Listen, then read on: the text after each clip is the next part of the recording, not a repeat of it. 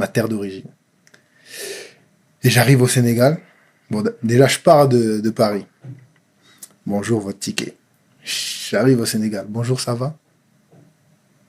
Je dis, c'est autre chose. Et là, les préjugés, ils tombent.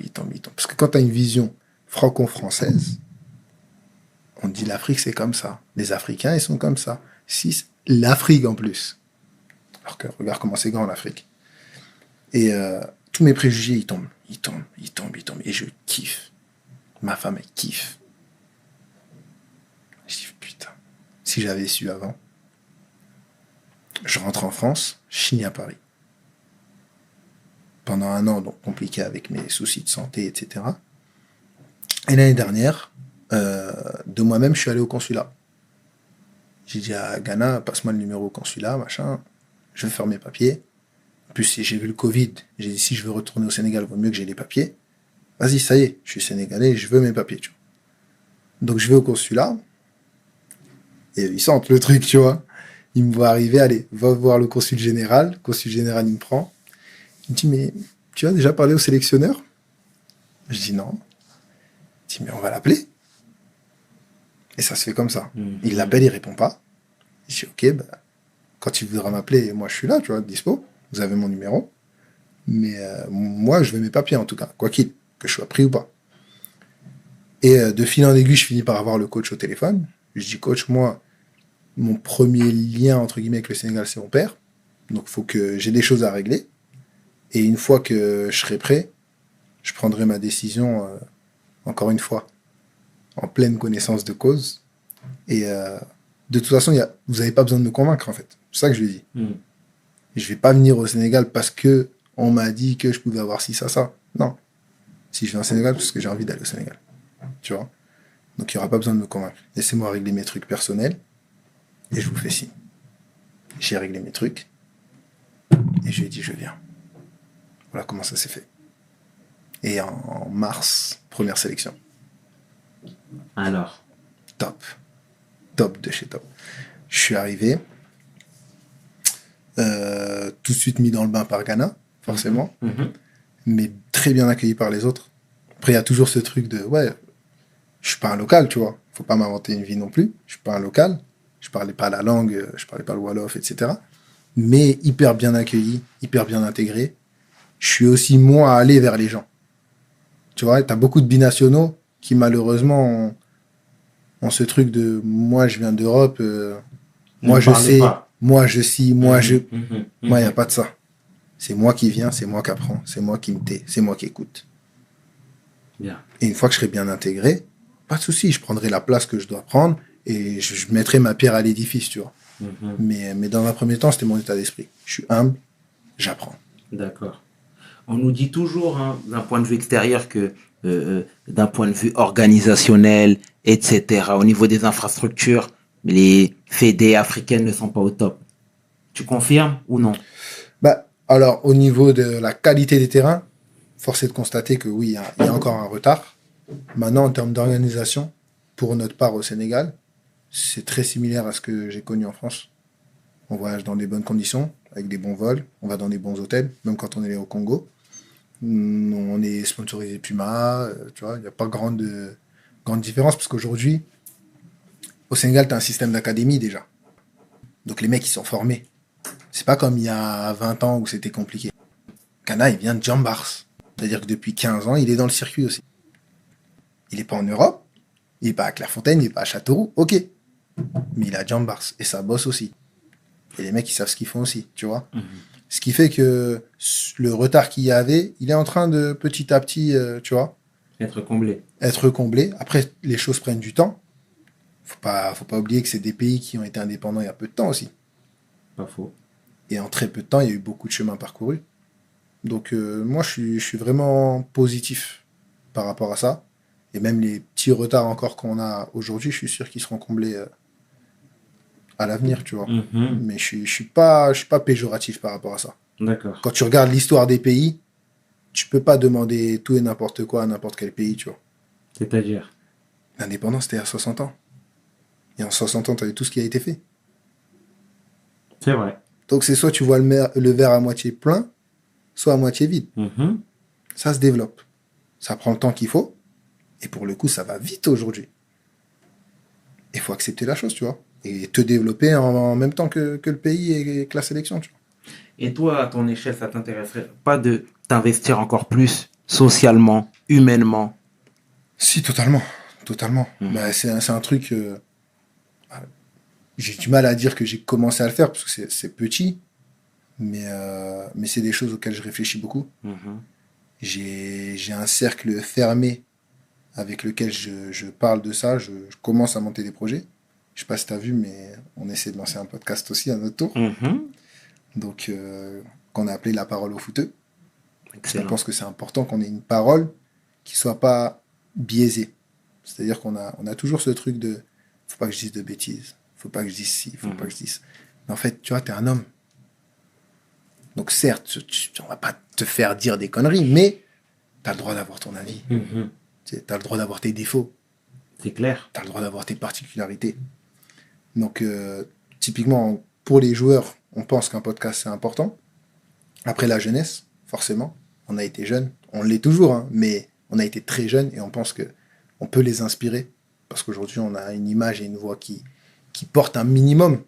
Donc, sans dire qu'on est engagé, parce que pour moi, l'engagement, c'est plus que ça. Mhm. C'est quelque chose que je respecte. Il faut avoir les épaules pour être engagé. Mais tu peux partager, tout simplement. Bien sûr.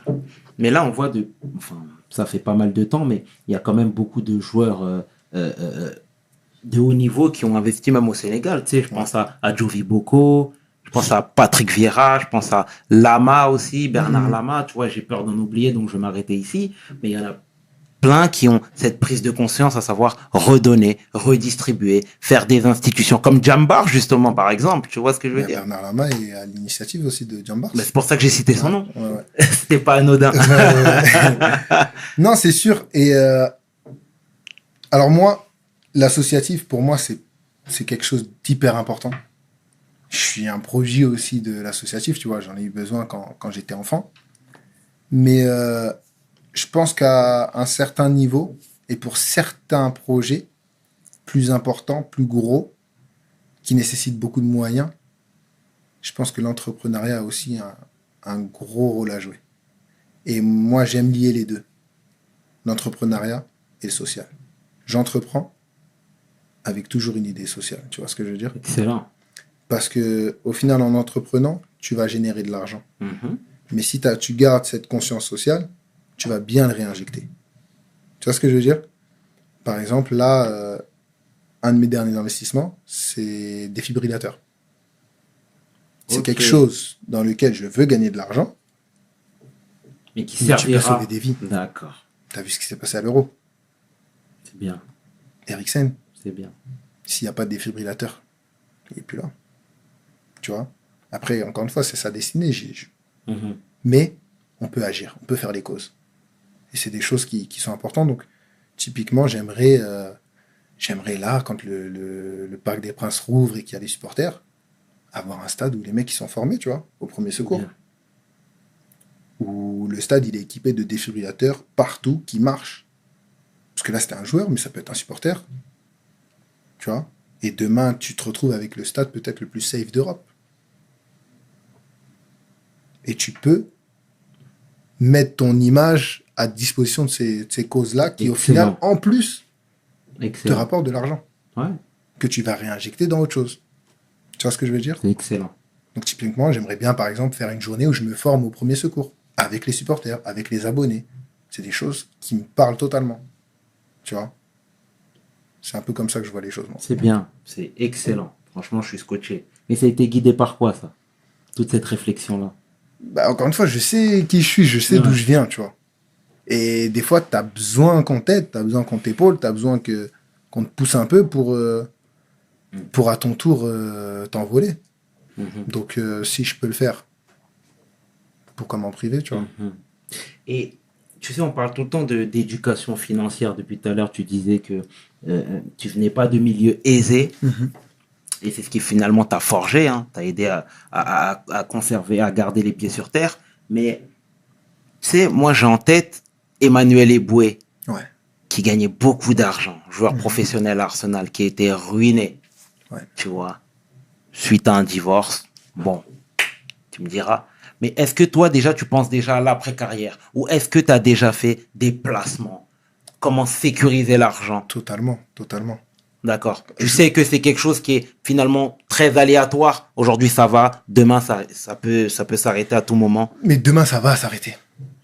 Tu vois, là, on pense aux blessures, on pense à ci, ça. Mais la réalité, même si tout se passe bien, j'ai 25 ans. Dans 10 ans, je suis cuit. Tu vois? Et 10 ans, ça passe vite. Dans 10 ans, je suis cuit. Donc, si je pense pas, dans 10 ans, je fais quoi? Je suis obligé d'y penser. Donc, rapidement, encore une fois, j'ai essayé de m'entourer en prenant mon temps, en écoutant, en apprenant.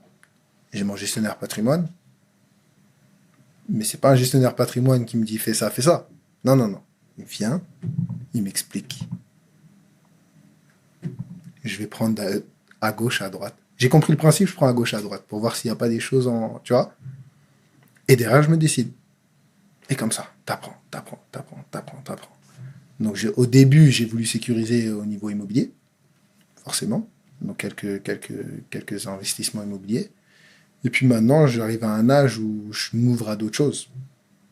Aujourd'hui, le podcast, encore une fois, ça peut avoir un impact social, comme le tien. Nous, c'est le collectif Balle au Centre. Mais ça peut aussi te rapporter de l'argent, tu vois. Donc, tu peux faire d'une pierre deux coups. Les défibrillateurs, c'est une start-up française qui s'appelle LifeEase. Je suis investisseur. J'ai envie que cette start-up pète, qu'elle se vende, que je gagne de l'argent. Mais je veux aussi que ça sauve des vies, tu vois. Et petit à petit, comme ça, j'apprends. Et on apprend toujours de toute façon. Donc, ouais, forcément que j'y pense. Forcément que j'y pense. Bien. Ah, c'est terrible, Abdou. C'est terrible. Et les projets futurs dans tout ça? Projet futur. Alors, j'aimerais commencer à regarder à l'étranger, notamment au Sénégal. Pour? J'aimerais m'implanter au Sénégal. J'aimerais avoir quelque chose de... Après ta carrière? Maintenant! Pourquoi attendre? Moi, je sais pas. Hein. Pourquoi? Qu'est-ce qui m'empêche? Ouais, c'est vrai. C'est Il n'y a vrai. rien qui m'empêche. Moi, j'ai un rêve. C'est que tous mes potes, là, mon cercle, soient tous voisins. Et je pense... Tu sais, quand tu es dans le foot et dans les grands clubs, tu sais, tu as l'exemple de stars internationales qui parlent à tout le monde, qui vont au Japon et les foules se déplacent. Mais t'es pas obligé d'être ça pour avoir une influence, pour avoir un impact, tu vois. Moi, si dans mon environnement, j'impacte positivement les gens, je suis content. Donc, j'aimerais avoir mon petit clan. On est tous voisins. On a tous des business. On a une association. Et on a un impact sur notre environnement. Tu vois ce que je veux dire? Et je pense que si chacun fait ça, ça grossit. Tu vois? Donc moi c'est mon rêve. Et j'aimerais surtout qu'on ait le choix. Tu vois ce que je veux dire? Bien sûr. Qu'on ait le choix. C'est un luxe d'avoir le choix. C'est bien. Donc ouais, j'aimerais qu'on ait le choix. C'est tout. C'est bien. Ah, belle parole en tout cas, Abdou. Belle mentalité. Tu fais plaisir, frère. Franchement, t'es smart, éloquent, bon état d'esprit et ça fait plaisir. Merci. En temps de crise, ces paroles sont C'est franchement, parole Valtier. c'est pas. Toi-même, tu sais. Toi-même, tu sais. En tout cas, au nom de toute l'équipe de We Hustle, tenons à te remercier, Abdou, pour ta jovialité, ta gentillesse, ta sympathie. Et franchement, c'est plaisant, frère. Merci à vous. C'est plaisant. C'était 500. Et le tiers, tu peux inverser, les deux sont corrects. Avec l'homme que l'on nomme Abdou Lakad Diallo dit Abedou. Pour We Hustle, mes paroles valent cher. Peace. We hustle, baby.